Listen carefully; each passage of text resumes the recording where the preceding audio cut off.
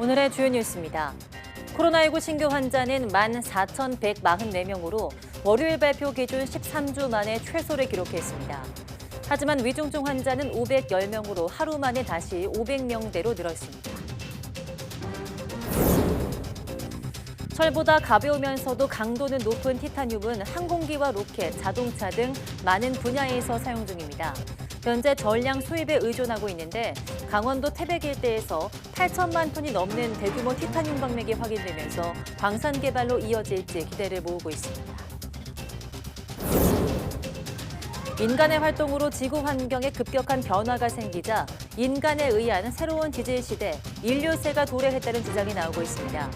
과학자들의 현재 지층에서 인류세를 대표할 지표 물질과 기준 표본지 등을 정하기 위해 내부 투표를 진행 중입니다. 성산대교에 균열이 있다는 YTN 보도 이후 정밀 조사를 벌인 서울시가 안전하다는 결과를 발표했지만 안전이 확인된 구간은 일부에 불과했던 것으로 드러났습니다.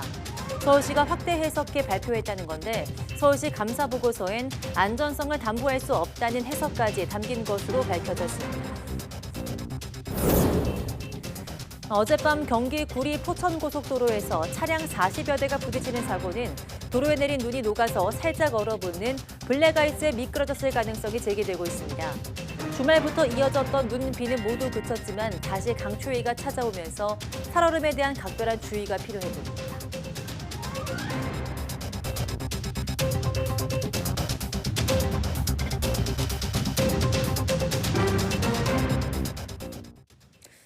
여러분 안녕하십니까? 1월 16일 사이언스 투데이 시작합니다.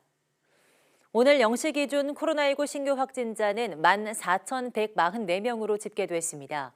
어제보다 18,000여 명 적고 일주일 전과 비교하면 4,000여 명, 2주 전보다는 8,000여 명 감소했습니다.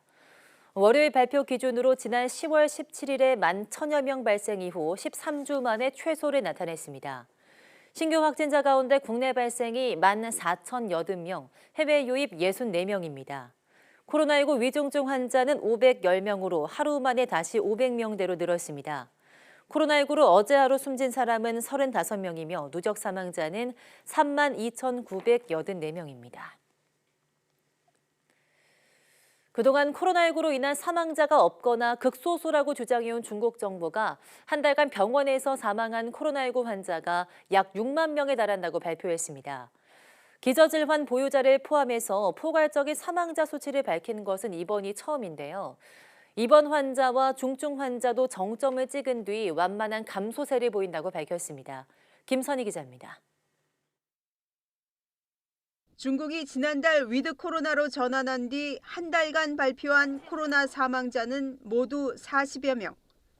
중국 정부가 기저질환이 있는 사망자는 코로나 사망자로 분류하지 않았기 때문입니다. 그런데 처음으로 중국이 기저질환을 포함한 포괄적인 사망자 수치를 밝혔습니다. 최근 한 달간 병원에서 사망한 코로나 환자가 약 6만 명에 달한다고 발표했습니다. 2022年12月8日至2023年1月12日，全国医疗机构累计发生在院新冠病毒感染相关死亡病例59,938例。 과거에는 코로나 감염에 따른 폐렴 또는 호흡 부전인 경우만 코로나 사망자로 집계했지만 이번에는 코로나 감염 후 기저질환과 감염이 복합적으로 작용해 사망한 사람까지 포함했습니다. 코로나로 입원한 사람과 중증 환자도 정점을 찍고 완만하게 줄고 있다고 밝혔습니다. 在1月5号的时候呢，是达到了住院新冠感染者的峰值是162.5万人，之后呢连续下降，到1月12号的时候呢回落到127万人。 중국 정부는 다가올 설 연휴에 맞춰 방역과 의료 대응도 준비하고 있다고 덧붙였습니다. 중증병상 사용률은 75.3%로 현재 중증병상은 수요를 충족한 상태라고 전했습니다. 중국이 이처럼 자세한 수치를 밝힌 것은 국제사회가 코로나 통계에 문제를 제기한 것에 부담을 느꼈기 때문으로 풀이됩니다. 다만 병원에서 진료를 받지 못하고 자택 등에서 사망한 사례는 포함하지 않아 실제 사망자 수는 더 많을 것으로 추정됩니다. YTN 김선입니다. 독일이 다음 달부터 열차 등 장거리 대중교통수단에 적용해온 마스크 착용 의무를 해제합니다. 카를 라우터바우 독일 보건장관은 기자회견을 열어 인구 전반적으로 높은 면역성이 형성됐고 코로나19 상황이 안정돼 마스크 착용 의무 해제를 앞당기기로 했다고 밝혔습니다. 아울러 이제 자기 책임과 자율에 맡길 때라면서 긴장이 여전하지만 통제 가능한 상황이라고 덧붙였습니다. 이에 따라 다음 달 2일부터 독일에서는 병의원이나 요양원 등에서만 마스크를 의무적으로 착용해야 합니다. 앞서 독일의 바이에른주와 작센 아날트주, 슐레스비 홀슈타인주는 이미 지하철이나 버스 등 근거리 대중교통에서 마스크 착용 의무를 해제했습니다. 어젯밤 경기 구리포천 고속도로에서 차량 40여 대가 잇따라 부딪히는 큰 사고가 났습니다. 이 사고로 1명이 숨지고 30명이 넘게 크고 작은 상처를 입었습니다. 김태원 기자입니다. 승용차 여기저기가 종잇장처럼 찌그러져 형체를 알아보기 힘듭니다. 구급차와 레커차, 사고차까지 어지럽게 뒤엉켜 옴짝달싹을 못합니다. 끝없는 줄이 생기면서 고속도로인지 주차장인지 헷갈릴 정도입니다. 사고가 난 건 어젯밤 9시 10분쯤 경기 포천시 구리포천 고속도로 축성령 터널 출구 앞에서 차량 47대가 잇따라 부딪혔습니다. 대규모 추돌 사고가 난 현장입니다. 보시는 것처럼 도로 위에는 차량 범퍼 등 사고 차량의 부품들이 산산조각이 난 채 나뒹굴고 있습니다. 이 사고로 4명이 다리 등을 크게 다쳤는데 이 가운데 40대 여성 1명이 안타깝게 숨졌습니다. 또 28명이 크고 작은 상처를 입고 병원에서 치료를 받았습니다. 차량은 47대가 연속해서 미끄러져서 추돌된 연체 추돌 사고입니다. 경미한 사고자는 저희 버스 2대를 이용해서 기가 조치하였습니다. 구급 대응 1단계가 발령되면서 주변 소방서에서 구급차 수십 대와 대원 150여 명이 긴급 투입됐고 현장이 정리될 때까지 3시간 반이 걸렸습니다. 2시간 전쯤 근처 국도에서도 비슷한 사고가 났습니다. 이번 역시 터널 출구를 나오자마자 사고가 났는데 승용차와 버스, 화물차 등 모두 12대가 연쇄 추돌했습니다. 30대 남성 A씨 등 일가족 4명, 그리고 다른 운전자 1명이 허리와 목을 다쳤습니다. 앞에 사고들 때문에 버스도 못 쓰고 몇 대를 밀었어요. 또 경찰들도 미끄러지고 도로 자체가 전부 다 빙판이었어요. 경찰은 두 사고 모두 추위에 비와 눈이 얼어붙으며 사고가 났을 가능성이 큰 걸로 보고 정확한 사고 경위를 조사하고 있습니다. YTN 김태원입니다. 네, 이번 사고의 유력한 원인으로 추정되는 게 바로 블랙아이스입니다. 도로에 얇은 살얼음이 생기는 현상인데 눈 쌓인 도로보다 훨씬 더 위험한 블랙아이스. 어느 정도 위험한지 이승배 기자가 보도합니다. 4년 전 새벽 경북 상주 영천 고속도로에서도 이번과 비슷한 대형 연쇄 추돌 사고가 있었습니다. 40대가 넘는 차들이 뒤엉켰고 시뻘건 불길까지 번졌습니다. 도로는 말 그대로 아수라장이 됐습니다. 7명이 목숨을 잃었고 30명이 넘게 다쳤습니다. 브레이크를 밟으니까 내 차도 막 그때부터 브레이크도 필요 없는 거라고. 지 맘대로 막 싱그러 보고 막 튀어나오고. 그렇지. 나와서 보니까 전부 얼음이라 이거. 전신 다 얼음. 원인으로 지목된 건 블랙아이스였습니다. 이 도로 위에 얇게 살얼음이 생기는 건데 아스팔트와 같은 검은색을 띠기 때문에 이런 이름이 붙었습니다. 기온이 영하로 떨어지는 12월과 1월에 주로 되풀이되는데 블랙아이스 추정 사고는 매년 1000건 가까이 발생하고 있습니다. 특히 더 무서운 건 일단 사고가 났다 하면 눈 쌓인 도로보다 훨씬 위험하다는 겁니다. 한국교통연구원 분석 결과 숨진 사람은 3.7배, 치사율은 2배나 더 높았습니다. 제설 작업을 하더라도 제설 눈 밑에 있는 얼음은 아직 사라지지 않았거든요. 운전자 입장에서는 눈만 치웠다고 해서 안전한 게 아니고 오전에 약간의 수분이 녹으면서 또 밤이 되면서 얼었기 때문에 그 위험은 계속 살고 있다는 걸 보고 있습니다. 블랙아이스는 그늘진 곳에 잘 만들어지기 때문에 터널 입구나 다리, 산간도로 등을 지날 때는 속도를 줄이고 앞차와 거리를 충분히 확보해야 이 사고를 피할 수 있습니다. YTN 이승매입니다. 아침까지 내리던 눈은 그쳤지만 다시 한파가 기승을 부리면서 곳곳에 빙판으로 변한 도로 상황에 더욱 주의해야겠습니다. 기상청은 주말과 휴일에 이어서 오늘 아침까지 산발적으로 내리던 눈이 대부분 그치면서 전국이 차차 맑은 날씨를 되찾겠다고 밝혔습니다. 하지만 서울을 비롯한 수도권과 강원도에 한파주의보가 내려진 가운데 기온이 크게 떨어지며 날씨가 다시 추워졌습니다. 오늘 아침 파주 기온이 영하 9.7도, 서울이 영하 6.8도 등으로 어제보다 5도에서 8도가량 낮았습니다. 한낮에도 서울 기온은 영하 1도에 머무는 등 강추위가 이어지겠습니다. 기상청은 이번 강추위가 쉽게 풀리지 않고 설 연휴까지 이어질 것으로 전망했습니다. 지난해 YTN이 성산대교 보수가 끝나자마자 다리에 균열이 갔다는 사실을 보도하자 서울시가 정밀 조사에 들어갔습니다. 그 결과 안전하다고 발표했는데 YTN 취재진이 당시 조사에 참여한 전문가를 접촉해보니 확인한 구간은 일부이기 때문에 충분한 정밀 조사가 필요하다고 단서를 달았던 것으로 파악됐습니다.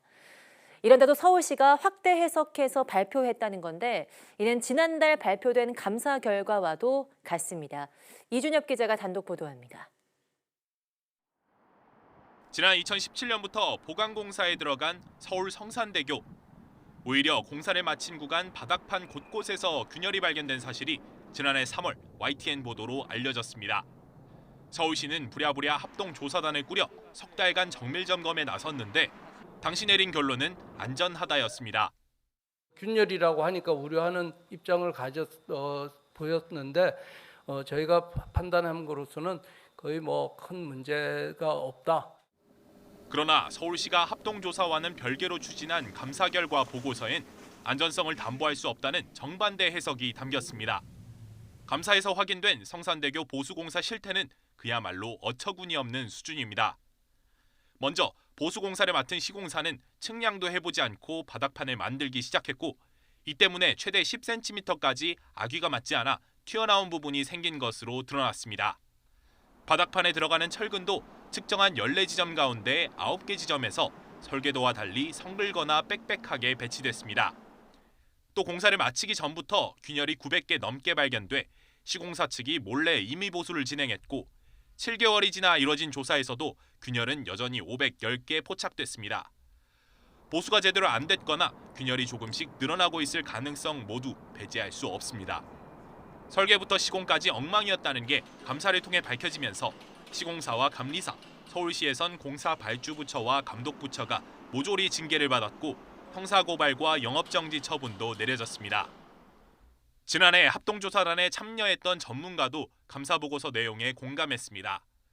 그러면서 안전하다는 조사 결과를 공개할 때도 임시작업대가 있었던 구간에만 적용할 수 있는 설명이라고 분명히 단서를 달았다고 강조했습니다. 정작 균열이 가장 많이 발생한 곳은 조사 대상에서 빠졌는데도 서울시가 성산대교 전체 구간에서 문제가 없다는 식으로 확대 해석해 발표한 건 아닌지 의심할 수 있는 대목입니다.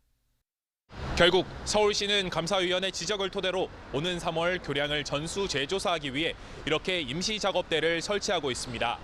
안심해도 된다던 5개월 전 발표 내용이 무색해졌습니다. YTN 이준엽입니다.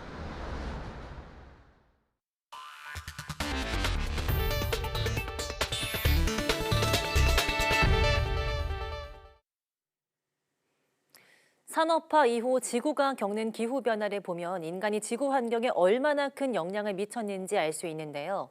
실제로 인간의 활동은 기후뿐 아니라 공룡 화석처럼 지층 속에도 새겨지고 있다고 합니다. 그래서 지금을 인류가 지구 지질 환경에 영향을 미치는 시대라며 인류세로 불러야 한다는 학계 주장이 나오고 있습니다. 양회영 기자입니다. 한 바퀴 도는데 10분밖에 걸리지 않는 작은 호수. 과학자들이 호수 밑바닥에 커다란 관을 박았다가 꺼내자 층층이 결이 형성된 퇴적층이 올라옵니다. 분석 결과 이 퇴적층에서는 13세기 원주민의 옥수수 재배 흔적부터 19세기 중반 이주민의 벌목 흔적, 그리고 1950년대 수백 건의 핵폭탄 실험 흔적까지 모두 발견됐습니다. 마치 화석처럼 인간의 활동 흔적이 그대로 땅에 남은 겁니다. Anthropo, the effect of humans on the planet is so intense that the rocks themselves, the sedimentary record of the Earth, 46억 년 지구 역사는 지층에 그대로 새겨져 있습니다. 지질학적 시대 구분은 크게 대, 기, 세 순서로 이루어지는데 지금은 신생대 4기 홀로세로 마지막 빙하기 이후 현재까지 10,000년 넘게 이어지고 있습니다. 하지만 지난 몇백 년 사이 인간의 활동으로 지구 환경은 급격한 변화를 겪고 있습니다. 이에 과학자들은 인간에 의한 새로운 지질 시대, 인류세가 도래했다고 주장합니다. 지질시대 명명 권한을 가진 세계 층서위원회 산하 인류세 워킹그룹은 지난 2019년 투표를 통해 인류세의 시작점을 1950년으로 합의했습니다. 폭발적 인구 증가로 인해 온실가스 배출 등 환경 오염이 급증했고 핵실험을 통해 지구에 존재하지 않았던 방사성 물질이 흔적을 남기기 시작했기 때문입니다. 핵실험 같은 것을 통해서 전 지구적으로 방사성 동위원소가 퍼져 있고요. 사람들이 만들어낸 이런 물질들이 전 지구적으로 거의 어디서나 찾아볼 수 있는 그런 시기가 1950 정도로 보고 그것을 이제 인류세 시작 시점으로 결정을 하게 된 것입니다. 지하 10m에서 채취한 퇴적층입니다. 이렇게 인간이 버린 쓰레기가 썩지 않고 남아 있습니다. 이 플라스틱과 방사성 원소, 알루미늄 등이 인류세 대표 물질로 꼽히고 있습니다. 대표 물질과 함께 인류세의 기준 표준지도 정해야 합니다. 현재 캐나다 크로포드 호수를 포함해 전 세계 9곳을 두고 내부 투표가 진행 중이어서 이르면 올 봄부터 인류세 도입에 대한 본격적인 논의가 시작될 예정입니다. YTN 사이언스 양우영입니다. 꿈의 소재로 불리는 티타늄은 항공 우주 산업과 의료기기 등 다양한 분야에 쓰이는 핵심 광물이지만 전량 수입에 의존하고 있습니다. 그런데 강원도 태백 일대에서 대규모 티타늄 광맥이 확인돼 광산 개발로 이어질지 관심이 쏠리고 있습니다. 송세혁 기자입니다. 강원도 태백과 삼척, 경북 봉화에 걸쳐 있는 면산입니다. 한국지질자원연구원이 3년 동안 이 일대를 탐사한 결과 대규모 티타늄 광맥이 발견됐습니다. 예상 자원량은 8,500만 톤이 넘는 것으로 추정됩니다. 한국지질자원연구원은 광산개발 전문기업과 함께 정확한 티타늄 매장량을 확인하기 위해 지난해에 이어 올해도 10곳에서 시추 작업을 벌일 계획입니다. 앞으로 3, 4년 동안 시추 작업을 벌이면 광산 개발 사업성이 있는지 판단할 수 있을 것으로 보입니다. 철보다 가벼우면서 강도는 높아 꿈의 소재로 불리는 티타늄은 항공기와 로켓, 자동차 등 다양한 산업 분야에서 핵심 원재료로 쓰입니다. 지금까지 국내에서는 전량 수입에 의존하고 있는데 한 해 수입 규모는 1조 원에 이릅니다. 티타늄 광산이 개발되면 상당한 수입 대체 효과가 기대됩니다. 1980년대 정부의 석탄산업 구조조정에 따른 폐광으로 소멸 위기에 놓인 폐광 지역들도 티타늄 광산 개발이 지역 회생으로 이어지기를 바라고 있습니다. 보통 광산 개발을 하려고 하면 최소 시추 기간이 한 5년 정도 걸리는데 우리 태백시는 2024년에 폐광이 결정돼 있기 때문에 우리 광부들이 떠나지 말라고 2025년에 이어서 할 수 있게끔 좀 속도감을 좀 내고 있습니다. 산업통상자원부도 티타늄 광산 개발에 대비해 올해부터 30억 원을 들여 탐사와 재련 기술 등에 대한 연구 개발에 나서기로 했습니다. YTN 송세혁입니다. 일명 유전자갑이로 불리는 유전자 교정 기술은 병의 원인 유전자를 제거하거나 정상으로 교체할 수 있어서 특히 유전병 치료에 유용합니다. 이 유전자갑이를 활용한 치료제가 오는 3월 처음으로 미국 FDA에 승인이 신청될 예정이어서 상용화가 임박했다는 전망이 나오고 있습니다. 이성규 기자입니다. 적혈구가 난모양으로 변해 빈혈을 일으키는 겸상적혈구 빈혈증. 이 병은 헤모글로빈에 이상이 생겨 발병하는데 현재까지 근본적인 치료제가 없습니다. 미국과 스위스 등 해외 바이오 기업 2개 회사가 유전자 가위 기술을 이용해 병의 원인 유전자를 제거하는 방식의 치료제를 개발했습니다. 우선 환자의 혈액에서 나이와 건강 상태 등을 고려해 일정량의 혈액 줄기세포를 채취합니다. 이후 혈액 줄기세포에서 헤모글로빈 생성을 저해하는 유전자 BCL11A를 유전자 가위 기술로 제거합니다. 이렇게 문제 유전자를 제거한 혈액 줄기세포를 환자에게 다시 주입해 비정상적인 혈액 줄기세포를 대체하는 방식입니다. 개발사는 오는 3월 미국 FDA에 사용 승인을 신청할 계획입니다. Working on multiple disease areas with multiple modalities, including small molecules, gene editing, gene therapy, and cell-based therapies. Our aim remains exactly the same, to transform, if not cure, serious diseases. 독일의 한 연구진은 유전자 가위 치료제로 근육이 위축되는 유전 질환인 근육 디스트로피 치료에 임상 시험에 들어갔습니다. We aimed to correct this mutation using CRISPR-Cas9-based methods in the muscle stem cells from the patient. 이외에도 유전성 혈관 부종에 대한 유전자 가위 임상 시험이 미국에서 진행되는 등 유전자 가위 치료제 개발이 전 세계적으로 활발히 이루어지고 있습니다. 특히 유전자 가위 치료제는 병의 원인 유전자 자체를 교정한다는 점에서 1회 투여로 영구적인 치료 효과를 기대할 수 있다는 평가입니다. 유전자 가위의 장점들은 세포가 가지고 있는 크로모점 상에 있는 DNA를 고치는 거기 때문에 그렇게 치료된 것들에 대해서는 영구적으로 이제 지속됨으로 연구 치료가 가능합니다. 유전자 가위 치료제가 올해 안으로 첫 상용화가 이루어질 경우 질병 치료에 새로운 이정표가 될 것으로 기대되고 있습니다. YTN 사이언스 이성규입니다. 현대차 26개 차종이 가장 까다로운 미국 고속도로 안전보험협회에서 우수 등급 이상을 받으면서 역대 최고의 성적표를 받아들었습니다. 차종당 100번씩 충돌 시험을 진행하면서 4만 5천 시간을 투자한 덕분에 한때 값싼 차로 여겨졌던 한국차 이미지를 바꿀 수 있었습니다. 이승윤 기자입니다. 시속 64km로 돌진하는 전기 자동차.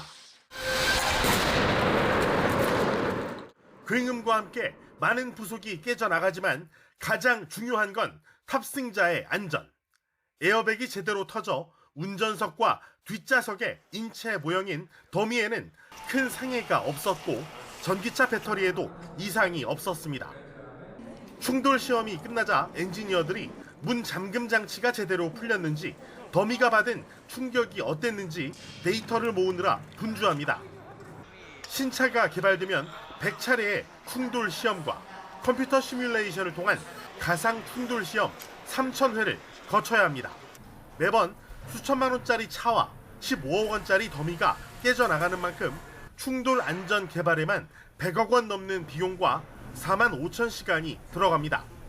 이런 담금질 끝에 현대차그룹 26개 차종은 지난해 가장 까다로운 충돌 평가로 유명한 미 고속도로 안전보험협회에서 최우수와 우수 등급을 받았습니다.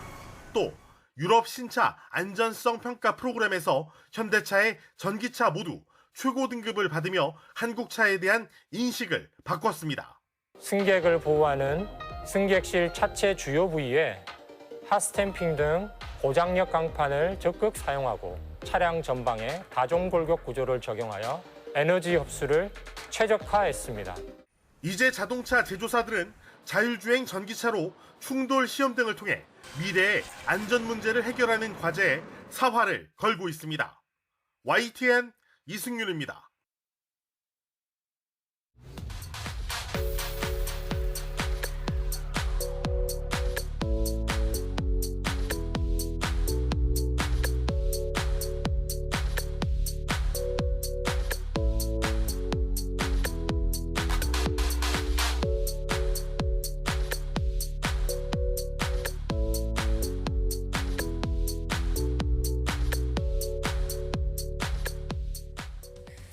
머릿속에 있는 혈관이 막히거나 터져서 발생하는 뇌졸중은 우리나라 3대 사망 원인 중 하나입니다.